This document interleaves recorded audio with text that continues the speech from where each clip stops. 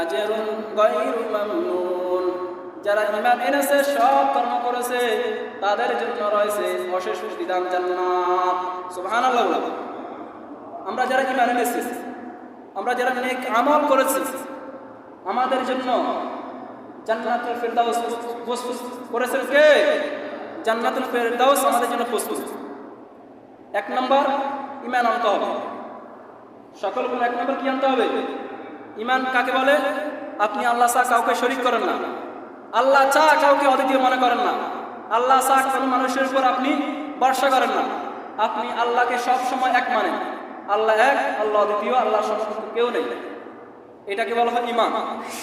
দ্বিতীয় নম্বর, যারা নেক আমল করে, নামাজ আদায় করে, যাকাত প্রদান করে, হজ করে, উমরা করে, 5 ওয়াক্ত নামাজ পড়ে, যারা বন্য কবলিত মানুষ তাদেরকে সাহায্য করে, তাদের প্রতি দয়া করে, এই দুই প্রকার লোক যারা নেক আমল করবে আর ঈমান আনবে, আল্লাহ বলেছেন তাদের জন্য আমি এমন জান্নাতের প্রস্তুত করে রেখেছি যে জান্নাত কখনো শেষ হবে না।